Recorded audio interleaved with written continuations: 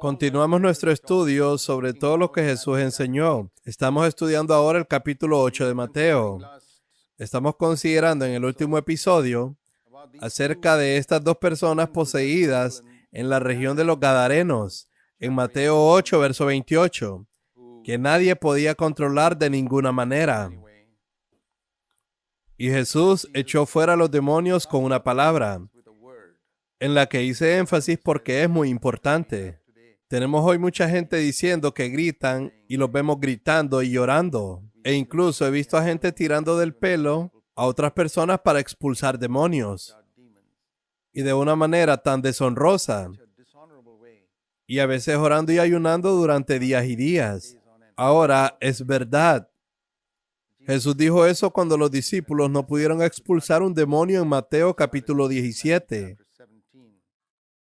Los discípulos preguntaron cuando no pudieron expulsar un demonio de un muchacho. Los discípulos vinieron a Jesús en Mateo 17, verso 19, y le dicen, ¿por qué no pudimos expulsar ese demonio? ¿Sabes que Jesús solo dijo una palabra y el demonio salió? Lo leemos en Mateo 17, verso 18. Una palabra. Y vinieron los discípulos y dijeron, ¿por qué no pudimos echarlo fuera? Y algunos dicen que Jesús dijo porque no oraron y ayunaron lo suficiente. No, lee atentamente. Fue porque la fe de ellos era poca. Cuando tu fe es poca, Mateo 17, verso 20, entonces puedes llorar, gritar, tirar del pelo de la gente y ayunar y orar, pero no pasará nada. Incluso por días enteros, pero no pasará nada. Y la pequeñez de su fe se debía, versículo 21, a que no oraban ni ayunaban. Eso significa que había algo en su vida que no habían sacrificado o renunciado. La oración es una expresión de nuestra dependencia de Dios. El ayuno es una expresión de nuestra voluntad de negarnos a ciertas comodidades terrenales, comodidades legítimas por causa del Evangelio. ¿Son estas cosas verdaderas en tu vida? ¿Dependes impotentemente de Dios, lo que simboliza la oración? ¿Estás dispuesto a renunciar a las comodidades legítimas de la tierra por el reino de Dios? ¿Estás dispuesto a ayunar y a orar? Entonces tendrás fe. Y con esa fe no tendrás que hablarle dos veces a un demonio. ¿Hay algún caso en las Escrituras en el que Jesús tuviera que hablarle dos veces a un demonio antes de que éste se fuera? Leemos un caso en el que Jesús oró por un ciego y fue sanado solo parcialmente. Y luego Jesús oró de nuevo y fue sanado completamente. Pero eso fue para enseñarnos algo allí. Para enseñarnos que cuando eres sanado parcialmente, no tienes que confesar que estás completamente sanado. Déjame que te lo muestre para que no tengas ninguna confusión al respecto, porque mucha gente está enseñando este tipo de falsa enseñanza. Leemos acerca de este hombre que era ciego y no podía ser sanado.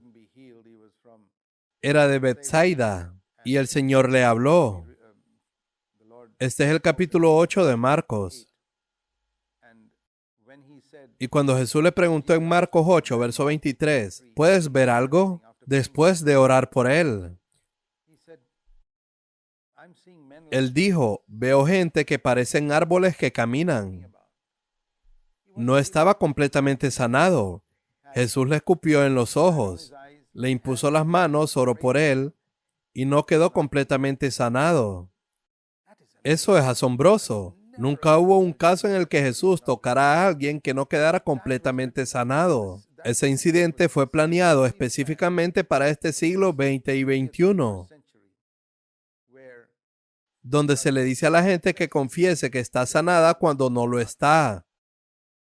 Gracias a Dios por este incidente donde se oró por una persona y no fue sanada. ¿Y qué debería decir?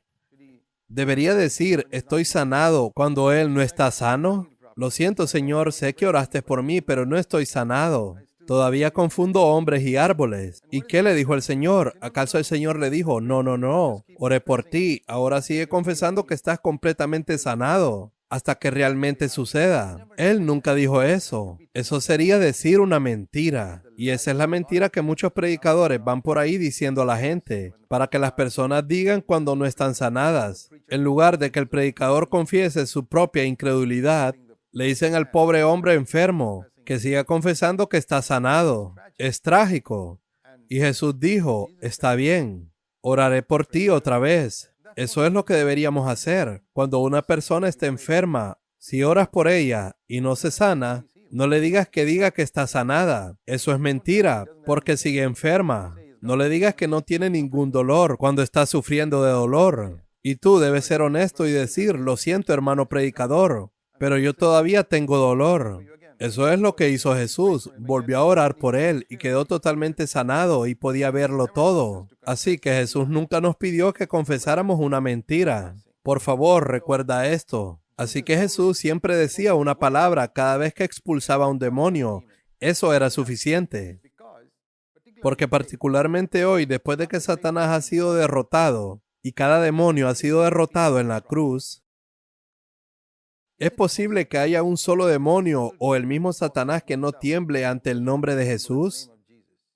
La Biblia dice, resiste al diablo, Santiago 4, verso 7, y él huirá de ti. Pero antes de hacer eso, dice en el mismo verso, sométete a Dios y resiste al diablo. Muchas personas cuando citan ese verso, solo citan la última parte del mismo. No dicen resistir al diablo. Pero ahí dice, primero sométete a Dios. Asegúrate de que toda tu vida está sometida a Dios, luego resiste al diablo. Y la promesa no es solo que se alejará, no correrá, sino huirá. Huir es una palabra que significa correr a toda velocidad. No va a estar cerca de ti, va a desaparecer.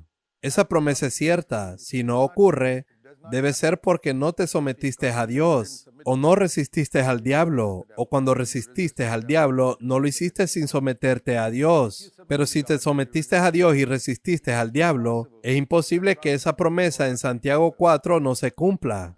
Te lo digo por más de 50 años de experiencia, lo he visto. Donde quiera que me someto a Dios y resisto al diablo, él huye. Y así, cuando le hablas a un demonio que ya ha sido vencido en la cruz del Calvario, una palabra es suficiente. Recuerdo que una vez susurré en voz baja porque no quería molestar a toda la congregación. Y una persona endemoniada de 30 o 40 pies de distancia obedeció la orden. Recuerdo otra ocasión en la que una persona endemoniada me miró de una manera aterradora. Es decir, intentó asustarme con una cara aterradora. Y me quedé desconcertado por un momento. Y me hice esta pregunta solo para confirmar mi propia fe y reafirmarla. ¿Este demonio que está dentro de esta persona fue uno de los que escaparon en el Calvario o fue vencido? Y me dije que había sido derrotado. Cada uno de los demonios fue derrotado en el Calvario. Así que le hablé a ese demonio para que saliera y se fue. En todos los casos, creo en la palabra de Jesús, de que no necesitas hablar con una persona poseída más de una vez para expulsar al demonio. No por lo que eres, sino por la autoridad que hay en el nombre de Jesucristo. Y porque crees que cada demonio en el infierno y el mismo Satanás fueron derrotados en la cruz. No están en el infierno, pero fueron derrotados en la cruz y tú tienes autoridad sobre ellos. Si tu vida está limpia y estás ungido con el Espíritu Santo, el diablo tiene que escuchar a tu palabra cuando expulsas un demonio. Y si buscas hacer eso, cualquier creyente que esté ungido con el Espíritu Santo, cuya vida es limpia y que cree en la palabra de Dios, puede hacerlo. Y cuando hagas eso, si ese demonio no se va, entonces te diré lo que tienes que hacer. Tienes que ir a orar, ayunar y buscar a Dios y preguntar como los discípulos, ¿por qué no pude echarlo fuera? Y el Señor dirá, te mostraré algo en tu vida que necesita ser hecho correctamente. Tal vez sea incredulidad, tal vez sea otra cosa, pero no hay necesidad de seguir ahí, ya sabes, orando y orando durante horas y horas, torturando a todos los demás y a ese pobre hombre poseído mientras estás luchando para intentar expulsar al demonio. Este es el tipo de locura que ocurre en gran parte del cristianismo. Así que solo quiero aclarar eso y decir, sigamos el ejemplo de Jesús. Él dijo, vayan, en Mateo 8, verso 32, una palabra. Como dice Mateo 8, verso 16, echó fuera al demonio a los espíritus con una palabra. vayan. Y fue todo. Y la otra pregunta que podemos hacernos aquí es, ¿por qué Dios permitió que estos demonios entraran en estos 2000 cerdos? ¿O cuántos habían allí? En esta manada de cerdos, y todos los cerdos se metieron en el mar, saltaron por el acantilado y perecieron en las aguas. ¿Qué placer obtuvo el Señor al ver esos cerdos perecer en el agua? Había una razón. Era para convencer a estos dos hombres de que los demonios habían salido realmente de ellos. ¿Sabes? Cuando le dices a los demonios que se vayan, bueno, otras personas pueden ver el cambio de comportamiento en estas personas. Pero, ¿cómo podrían estas personas saber inmediatamente que los demonios se han ido? ¿Será por cierta calma que les vino a la mente en ese momento? Bueno, puede que incluso antes tuvieran periodos ocasionales de calma. He visto personas poseídas que parecen perfectamente normales a veces. Se ponen nerviosos. Los he visto después de una reunión cristiana o cuando un hombre con autoridad viene a ellos. Por lo demás están tranquilos. Piensa en todos los endemoniados que se sentaban en las sinagogas en los tiempos de Jesús. No creaban alboroto y confusión cuando predicaban los fariseos. Los fariseos habían estado allí predicando durante años, y estos endemoniados se sentaron cómodamente allí en las sinagogas. Pero en el momento en que Jesús entró, esos demonios se pusieron nerviosos. Habían estado sentados allí por años, pero se exaltaron porque Jesús había venido. Así que la calma en una persona no siempre indica que no esté poseída. Entonces, ¿cómo sabrían estas personas que los demonios se habían ido? ¿Solo por un poco de calma? Bueno, antes tenían periodos de calma. Así que el Señor, para ayudarles a saber que los demonios se habían ido, ellos oyeron a los demonios desde adentro de ellos pidiendo permiso a Jesús. Por favor, permítanos entrar en los cerdos. Y el Señor les dio ese permiso. Es como si respondiera a la oración de estos demonios por el bien de esos dos seres humanos. Y los demonios entraron en los cerdos. Y cuando los dos seres humanos, estas personas que estaban poseídas, vieron a los cerdos cayendo al agua, dijeron, vaya, se han ido. Vimos a los cerdos caer en el agua. Y leemos aquí que los que cuidaban de los cerdos fueron a la ciudad e informaron. Es muy interesante lo que se ve allí. Verso 33. ¿Cómo está registrado? Los pastores, es decir, la gente que cuidaba de los cerdos, huyeron cuando ellos vieron que todos los cerdos saltaban al mar. Ahora fíjate, lee con atención exactamente lo que informaron. En primer lugar, todo. Y entre paréntesis, incluido el incidente de los endemoniados. Es decir, lo principal que informaron, lo que les pareció lo más importante que sucedió ese día, fue que perdieron a los cerdos. Y segundo, postdata, una de las cosas sin importancia que pasó, por cierto, es que esas dos personas poseídas parecen estar bien ahora. Están sentadas a los pies de Jesús, escuchándole. Ahora bien, ¿qué era más importante en la mente de esos pastores? Está claro, la pérdida de los cerdos, eso fue todo. Y lo otro, la liberación de los endemoniados, fue una especie de postdata, añadido al final del mensaje. ¿Es así con nosotros? ¿Significa más para nosotros la pérdida de una propiedad o las personas liberadas del poder de Satanás? Para muchos cristianos, si examinan sus vidas, encontrarán que la pérdida de una propiedad les perturba más que la gente que está en las garras del mismo diablo. Eso es lo que el Señor quiere que tengamos como prioridad, la liberación de las personas. Jesús no vino a protegernos de las pérdidas de cosas materiales. Vino a liberar a la gente del poder de Satanás. Y dice aquí que cuando la gente de la ciudad lo oyó, la forma de pensar de ellos fue exactamente la misma. Estos eran, ya sabes, algún tipo de gente judía. Sus mentalidades eran exactamente las mismas. Y para ellos también los cerdos eran más importantes que esos seres humanos. 2,000 cerdos, dijo Jesús, que no eran tan importantes como 2 seres humanos.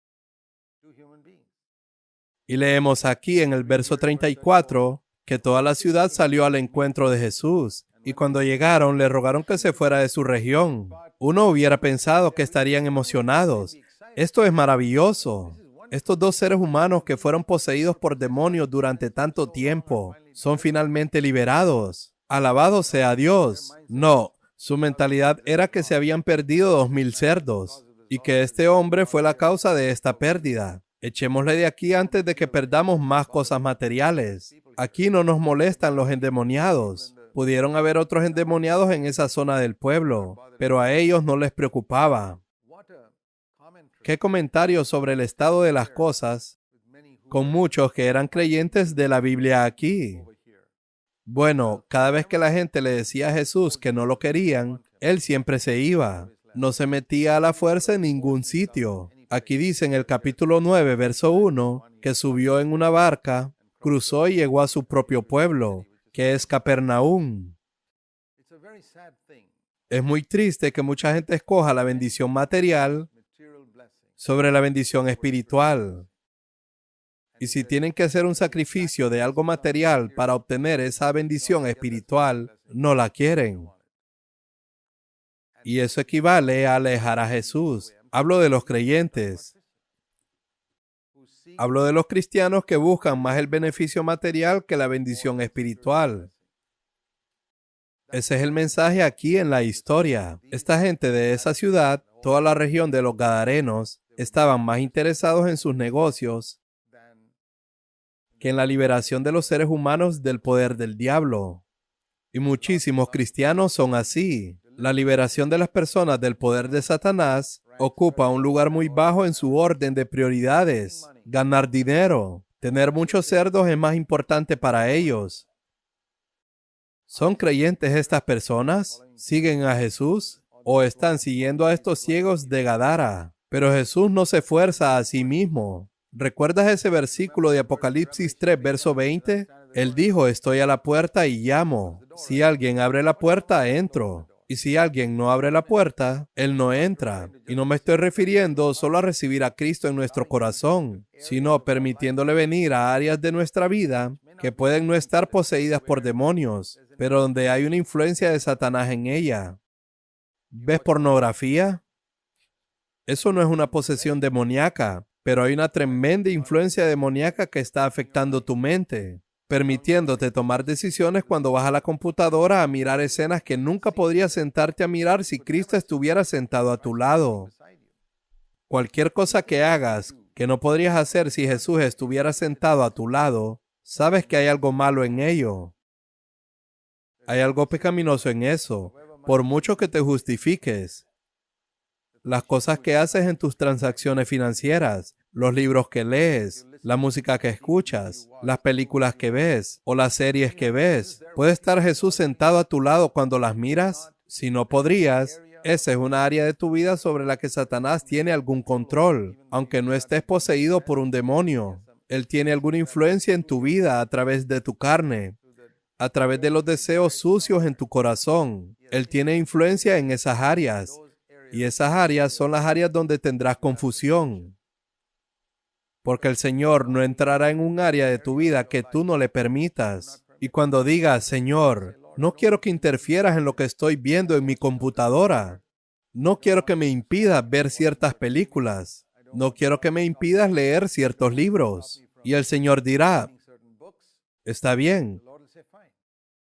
No voy a impedírtelo. Ve y haz lo que quieras.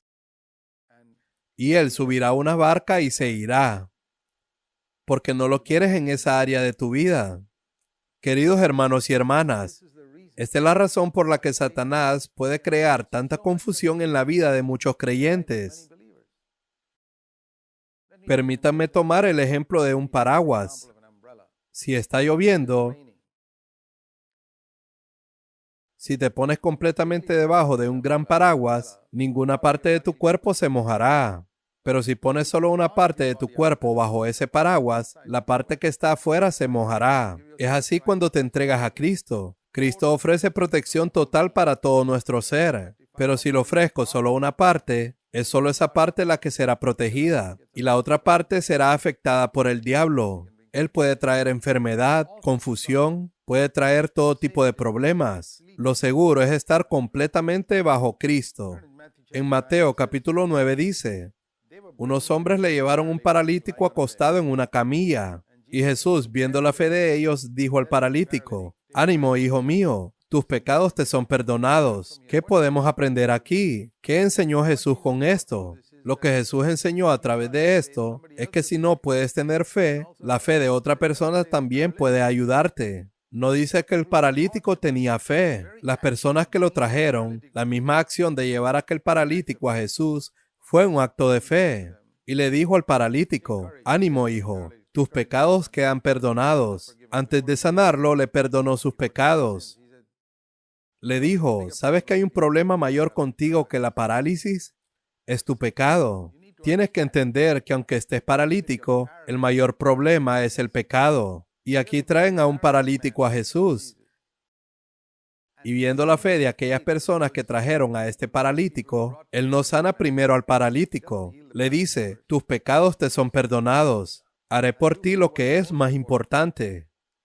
Y algunos de ellos, los eruditos, pensaban, este hombre blasfema.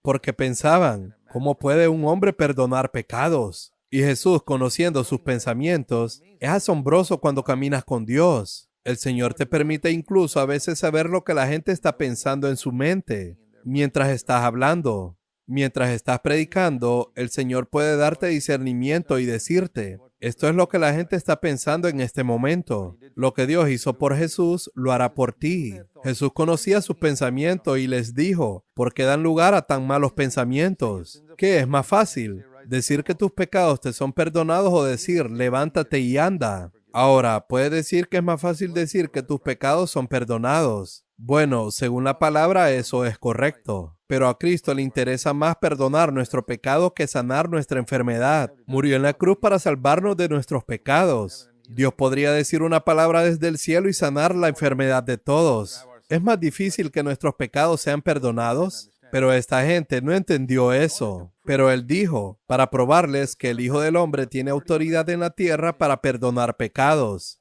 Se dirigió al paralítico y dijo, levántate, toma tu lecho y anda. Entonces él se levantó y se fue a su casa. Allí leemos que la acción de Jesús de perdonar su pecado fue atestiguada por Dios.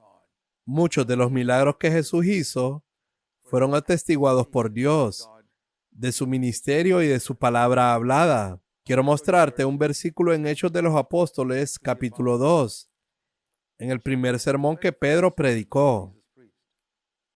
Él dijo en Hechos, capítulo 2, verso 22, Jesús el Nazareno fue un hombre acreditado por Dios ante ustedes con milagros, señales y prodigios, los cuales realizó Dios entre ustedes por medio de él. Si ven, los milagros eran una atestación del ministerio de Jesús. Y por eso leemos aquí que el Hijo del Hombre tiene autoridad en la tierra para perdonar pecados. Él hizo que la persona se levantara y caminara y se fue. Y las multitudes vieron eso y se llenaron de asombro. Mateo 9, verso 8. Glorificaron a Dios que había dado tal autoridad a los hombres. Alabado sea el Señor. Hay algo que podemos aprender de cada acción y palabra de Jesús. Él enseña con su vida y con sus palabras. Continuaremos en nuestro próximo episodio.